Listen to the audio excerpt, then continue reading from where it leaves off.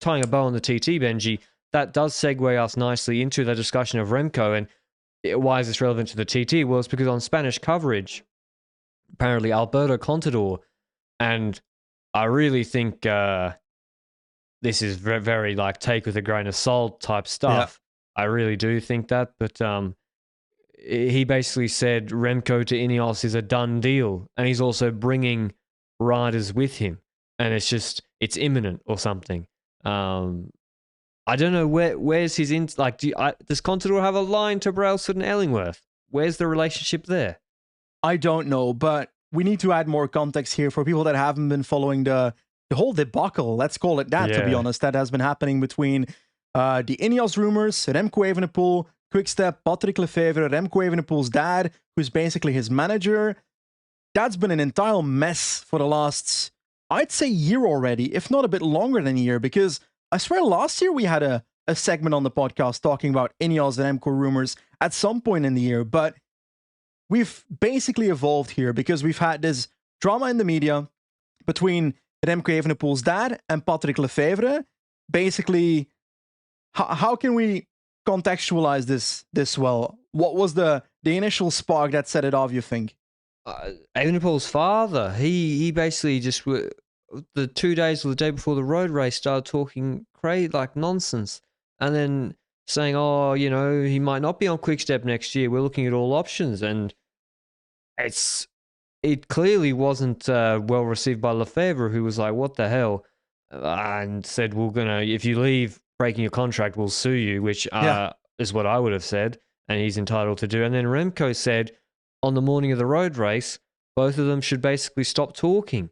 And I think that suggests to me that Remco didn't tell his dad to start leaking that. Why would he? 2 days before his A-target one-day race of the year, the World Champs Road Race, have all that drama. What rider wants that? So, not a good look from Patrick Evenepoel at all. And then it's kind of, it has gone quiet since Remco told him to be quiet, right? From those two.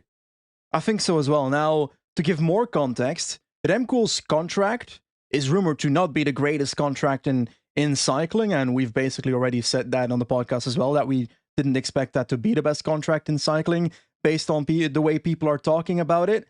But when it comes to Quickstep sponsoring, apparently according to Patrick Lefevere, it's an obvious thing that this is the case, sponsors signed up to support Quickstep because Remco's part of the team, because they've got someone like Remco that could in the future end up winning a Grand Tour. So not only is Remco leaving results falling out, it's also sponsors potentially dropping out of the team and potentially the future of the team being hindered as a consequence. So that is something that is existent. Now, the way that Patrick Evenepoel is talking about it in the press and the way Patrick Lefevere is talking about it in the press, the fact that he says, oh, I will sue you and so forth, stuff like that, that suggests to me that this entire storyline feels like the contract between Quickstep and Remco feels like it can't be broken easily.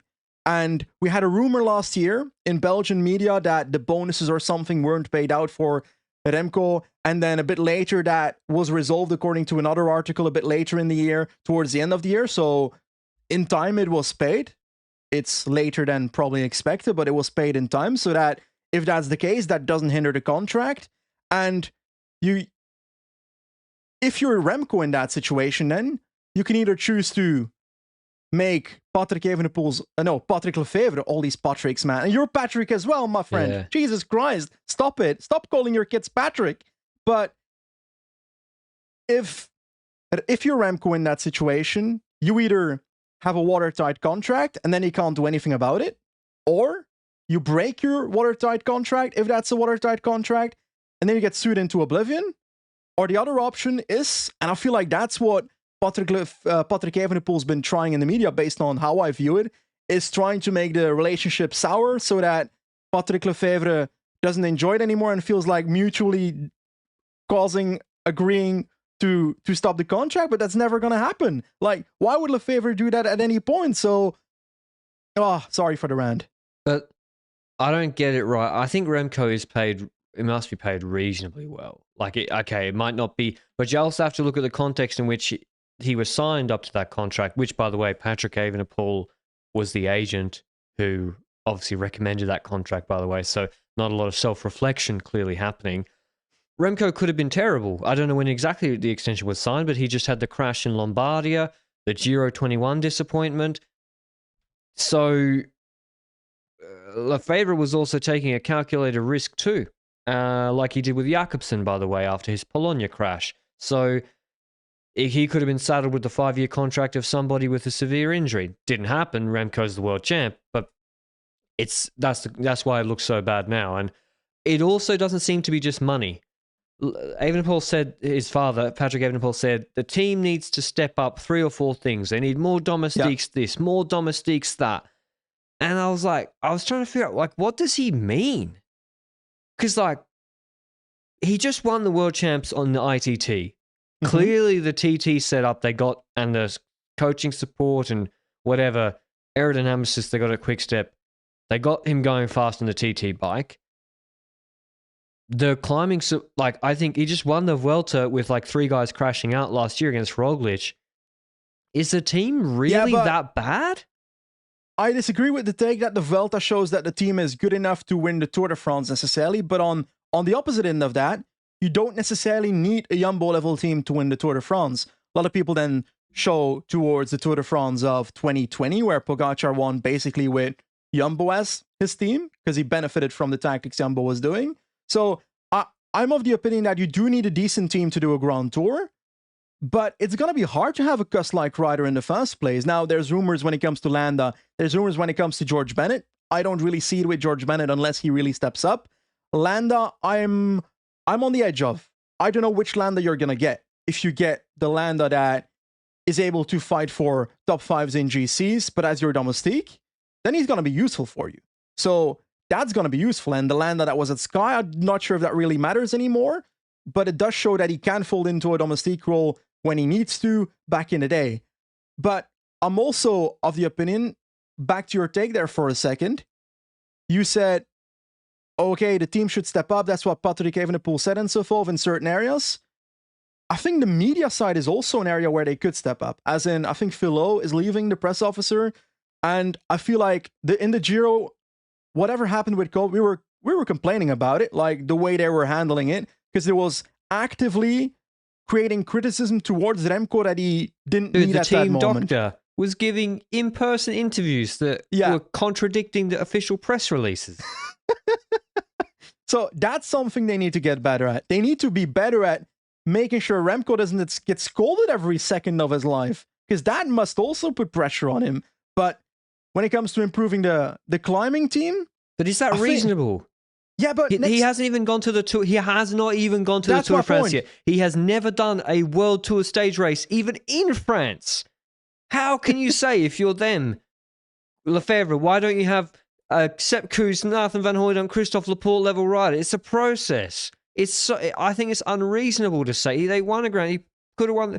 He's looking good to win the Giro. Like, yeah, there's things to improve, but man, they're acting like the team is complete dog shit, and I think that is not the case at all.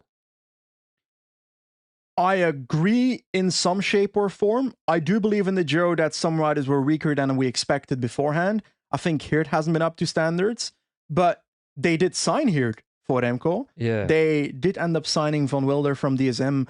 I think that's also as a part of the process when it comes to Remco, Vervaeke before. So they've made signings, but then they've also spent money on a Merlier here and there, which now that Jakobsen's gone, that's fine. Jakobsen being replaced by the officially confirmed Lamperti, young sprinter American, also classics kind of rider maybe. Cost saving there.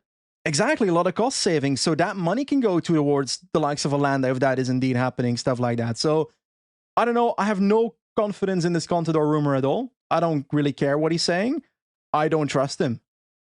Well, that pivots then to where's this rumor? So I said the Quick-Step team, for all intents and purposes, is fine now. There's been flirting and a lot of flirting with INEOS, not really through Remco at all, but you know, he's very friendly with Geraint Thomas. When Geraint Thomas did his podcast with his agent, McQuaid asked, gee, how much would you, buy out, if you were Sir Jim Ratcliffe, a very pointed question, how much would you buy out Remco for?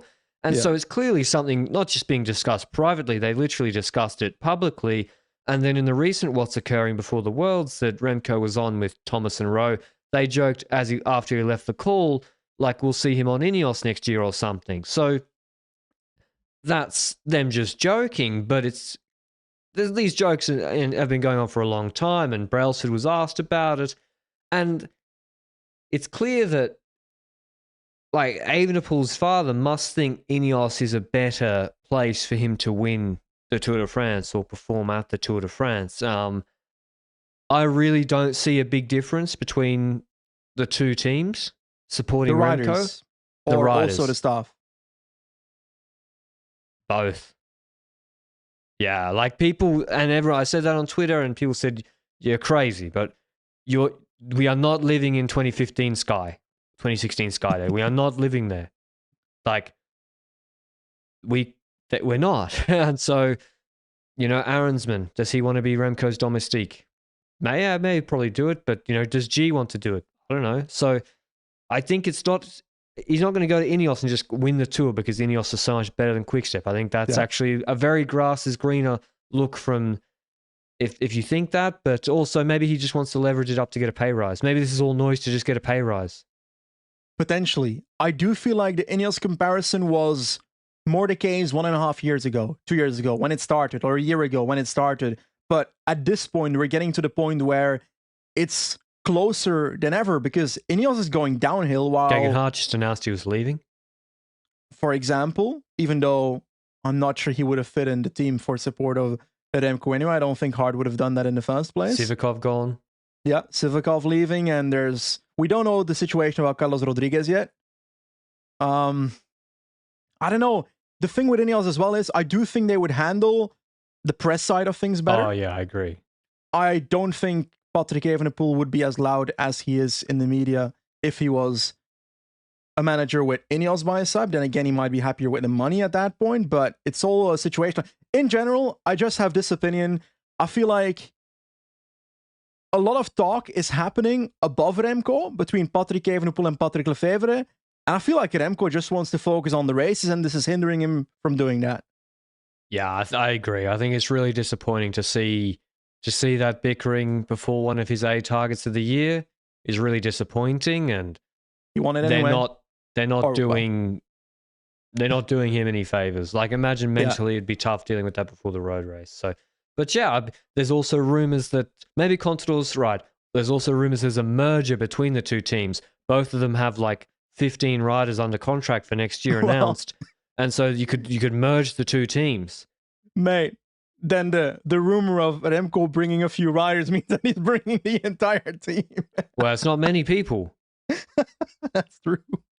It's not many people under contract at Quickstep next year, nor INEOS announced. So that's theoretic. I don't know if that's actually possible. I think it is. Didn't Intermarché merge? Did Israel merge Katusha? I don't know, but it is physically possible to do that. But then one of the teams will not own the UCI license of the team, or then it's either Buckla or Radcliffe that would be owning the UCI license. Don't you think they'd be okay with that? With one of them owning it and the other one not owning it? I don't know. They'd be a minority Ownership owner. is a lot for rich people. They'd be a minority owner. Yeah. If you're a rich guy, I want to own all of it.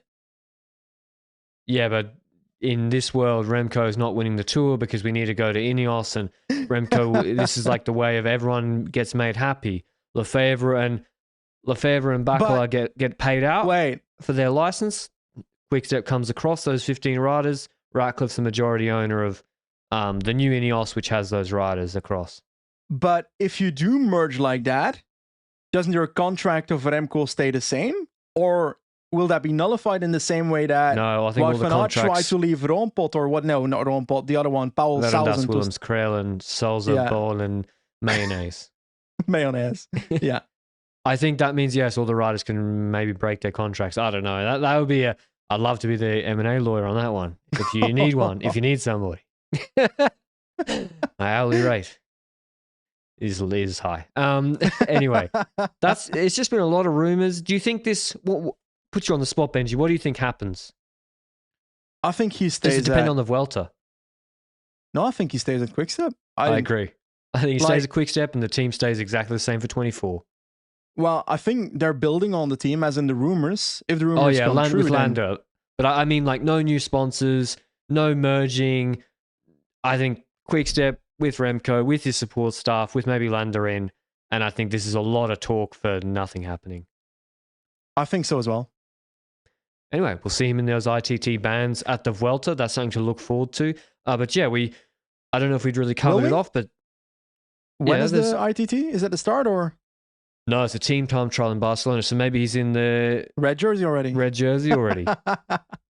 By then, possible. Is he in? Yeah, so that's been happening. A lot of rumors. Let us know what you think. Where should Remco land? Will he stay at Quick Step? Because yeah, I think we're going to see some more sniping before and some bickering in the press before the day is done. Tituma team. As a YouTuber, you have to join it. What do you mean? As a YouTuber, Remco now has to join to the Tituma cycling team. He could. I mean, have they got the money for him? I don't know. No clue. They're going to pro tour, so I don't know. Maybe he joins Israel with the Chris Froome YouTuber. He won Tour de France. That's the other rumor.